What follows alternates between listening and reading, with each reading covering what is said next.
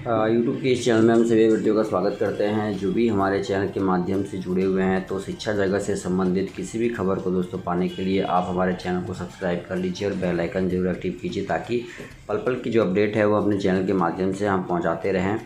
शिक्षा जगत से संबंधित जो भी खबरें आती हैं हम सबसे पहले आपको दिखाने की कोशिश करते हैं। ऐसे में आप देख सकते हैं, जैसा कि आपको स्क्रीन पर दिखाई दे रहा है, बिहार के शिक्षकों के लिए एक बड़ी अपडेट सामने उभर के आई है। जिस प्रकार से प्राथमिकता के केस को डबल बेंच में जो है चुनौती दे दी गई है। ऐसे में एक सवाल और उठता है कि क्या फिर से बहाली की प्रक्रिया पर स्टे लगेगा। तो ऐसे में कह सकते हैं कि भाई कहीं ना कहीं बहाली को रुकवाने में क्या जो अभ्यर्थी हैं यही कारगर सिद्ध हो रहे हैं। तो प्रशासन पे हम क्या दोष लगाएं। तो कह सकते हैं कि भाई आज की न्यूज़पेपर में जो खबर आई है उसकी ओर हम आगे बढ़ते हैं। बहाली की प्रक्रिया, हम मिडिल स्कूलों में हम बात करें, जो बहाली की प्रक्रिया चल रही है STT छठे चरण की, उसे ध्यान से देखते हुए अगर हम देखें तो क्या कुछ अपडेट आई है उसके बारे में थोड़ा सा हम जानकारी लेते हैं। समान होगा मेधा अंक तो जन्म तिथि के आधार पर वरीयता तय करेगी नियोजन इकाई। आप देख सकते हैं कि बहुत बड़ा दुर्भाग्य कह सकते हैं ये बिहार के अभ्यर्थियों का है। ऐसे में समान होगा मेधा अंक तो जन्म तिथि के आधार पर, देखिए जन्म तिथि के आधार पर अगर आपका सिलेक्शन हो रहा है, तो अगर आपका जन्म तिथि पहले नहीं है तो आपका सिलेक्शन रुक जाएगा, या आपका अल्फ़ाबेटिक में अगर पहले नंबरों से नहीं आता है तो आपका सिलेक्शन रुक जाएगा। बहुत बड़ा दुर्भाग्य है। कमेंट बॉक्स में अपनी राय जरूर दीजिए। देखिए लिखा है, समस्तीपुर से खबर आई है कि विभिन्न नियोजन इकाई विभागीय निर्देश के आलोक में अंतिम मेधा सूची। आगे देखते हैं क्या कुछ लिखा है।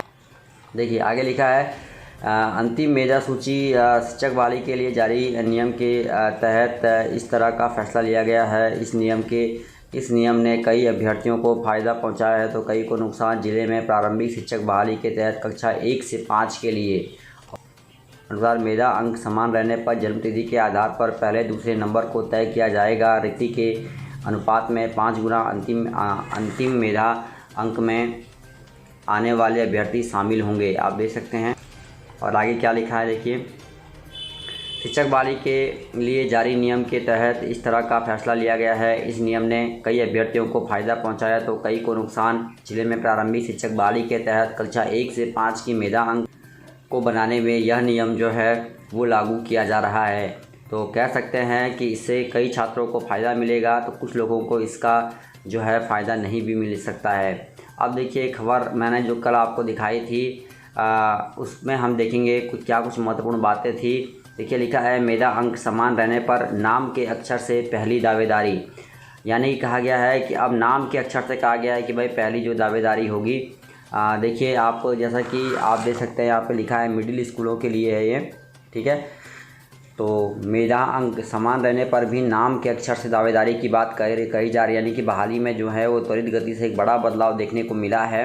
और देखिए लिखा है, नाम में क्या रखा है वाली कहावत शिक्षक बहाली में गलत साबित हो रही है। नाम के अक्षर और जन्म तिथि ने मेधा अंक समान रहने पर भी पहली दावेदारी अभ्यर्थियों को दिला दी है। समान अंक और समान जन्म तिथि होने पर भी नाम ने मेधा सूची में अभ्यर्थियों को बढ़ोतरी दिला दी है।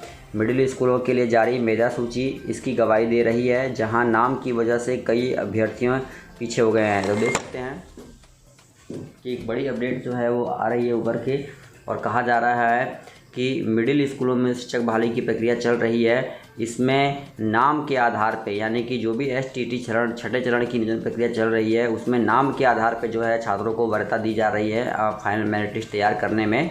तो ऐसे में सवाल ये उठता है कि जिन लोगों ने अभी STT की परीक्षा दी है और जो कि शिक्षक नियोजन में भाग लेने की तैयारी कर रहे हैं, उनको कहीं ना कहीं इस बात से अवगत हो जाना चाहिए कि अगर आप अल्फ़ाबेटिकली नाम में आगे हैं तो कहीं ना कहीं आपको जो है वो फ़ायदा मिलने वाला है। क्योंकि बिहार के शिक्षक बहाली या बिहार का दुर्भाग्य ही कहें कि शिक्षक बहाली में इस प्रकार के भी बड़े बदलाव देखने को मिल रहे हैं।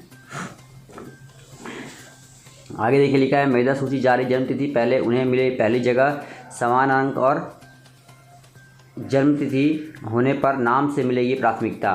बहाली की प्रक्रिया चल रही है, देख सकते हैं कक्षा 1 से 8 के लिए बात करें या हम फिर मिडिल स्कूलों की बात करें, हर जगह बहाली की प्रक्रिया जो है अभी चल रही है। ऐसे में मिडिल स्कूलों में हम कह सकते हैं कि भाई बड़ी समस्या है देखिए मेधा सूची जारी, जन्मतिथि पहले उन्हें मिली पहली जगह, समान अंक और जन्मतिथि होने पर नाम से दी जाएगी प्राथमिकता। 4200 से अधिक सीटें कक्षा 1 से 5 तक में 8 प्रखंडों की मेधा सूची जारी की गई है। और देखिए कितनी महामारी है, आप देख सकते हैं। एक पद पर 5 दावेदारों को मिलेगा नौकरी का मौका, यानी कि एक पद के लिए 5 अभ्यर्थियों का पहले चयन किया जाएगा, उसके बाद जो है मेधा सूची की आगे की तैयारी की जाएगी। तो आप देख सकते हैं ये भी एक बड़ा दुर्भाग्य है। आगे देखिए लिखा है इसमें, अब्दुल सलाम अंसारी ने कहा कि विभाग के नियम के अनुसार मेधा अंक समान रहने पर जन्मतिथि के आधार पर पहले दूसरे नंबर को तय किया गया है। इसमें भी यदि जन्मतिथि समान है तो अंग्रेजी के शब्दकोश के अनुसार पहले अक्षर वाले नाम को पहली जगह दी गई है। डीओ ने कहा कि अभी 8 प्रखंड की सूची जारी की गई है। और देख सकते हैं कि भाई एक पद के लिए 5 की दावेदारी, जो कि बहुत अपने आप में कह सकते हैं कठिन बात। दूसरी ओर हम बात करें कि हाँ, शिक्षक वाली मोर्चा आखिरकार फिर से एक और केस डबल बेंच में जाकर लगा दिया गया। फिर से बहाली को फंसा दिया गया। रोज़ रोज़ घुट घुट कर जीने से अच्छा है कि एक दिन ही घुट कर मर जाएं। हम अखबारों में आत्महत्या की खबरें सुनते थे तो सोचते थे कि लोग आत्महत्या क्यों करते हैं, लेकिन अब तो मुझे भी यह लग रहा है कि आत्महत्या कर लूं, लेकिन मुझे आत्महत्या करने के लिए भी किसी की आवश्यकता है, क्योंकि ना मैं खुद से फांसी लगा सकता हूं और ना ही कहीं से जहर लाकर खा पाऊँगा। आप देख सकते हैं अभ्यर्थियों का रोष है ये, और इस तरीके से दुख जो है वो छात्रों का व्याप्त हो रहा है। तो आप देख सकते हैं कि भाई किस तरीके से अभ्यर्थी इतने ज़्यादा मायूस हैं। तो मेरा यही कहना होगा किसी प्रकार आप इस प्रकार कदम ना उठाएं, क्योंकि ये शिक्षा विभाग तब तक नहीं सुधरेगा। देखिए कई सारी कमियां हैं शिक्षा विभाग के भीतर, लेकिन इससे ज़्यादा कमियां कहीं ना कहीं अभ्यर्थियों के भीतर भी पाई गई हैं, क्योंकि अभ्यर्थी देखिए खुद नहीं चाहते हैं किसी भी बहाली की प्रक्रिया को पूरी होने के लिए। जबकि मैं आपको पहले भी अपडेट प्रोवाइड कर चुका हूं कि जो 1 लाख शिक्षकों की भर्ती की प्रक्रिया चल रही है, उसके बाद भी कहीं ना कहीं 25,000 26,000 शिक्षकों के नए पद सृजित किए जाएंगे। तो उस बहाली में उनको मौका मिल जाएगा जो लोग कि पहले रह जाएंगे। तो इस प्रकार का कोई भी बीच में बाधा उत्पन्न ना करें किसी के भी रास्ते में। ये बाधा आप लोग खुद उत्पन्न कर रहे हैं। पहले प्राथमिकता को सीटेट दिसंबर को लेके, एसटीटी को लेके कौन कौन से केस आप लोगों के द्वारा नहीं किए गए हैं, तो ये अभ्यर्थियों के द्वारा ही केस किए गए हैं। और कौन लोग हैं, कौन चंदा चोर हैं, ये आप खुद जानते हैं इन लोगों के नाम, ठीक है।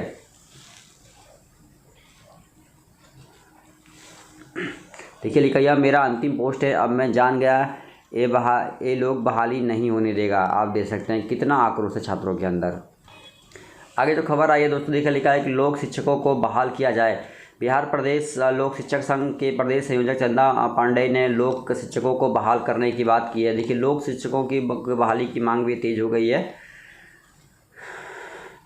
शिक्षक 2003 में पंचायत शिक्षा मित्र के तर्ज पर कानूनी प्रक्रिया के अंतर्गत बहाल हुए थे, जिन्होंने 3 साल तक लगातार सेवा की है। उन्हें प्राथमिकता मिलनी चाहिए। बीते वर्ष 2008-2009 में वरीयता के आधार पर 8,000 लोग शिक्षकों को बहाल किया गया। 15,000 लोग शिक्षक अभी बहाली से वंचित हैं। उन्होंने मुख्यमंत्री से मांग की कि लोक शिक्षकों का कहीं समायोजन किया जाए। देख सकते हैं तो मुख्यमंत्री से एक बड़ी मांग है ये, ठीक है, कि लोक शिक्षकों को भी अब बहाली की जाए। तो धन्यवाद दोस्तों, जय हिंद।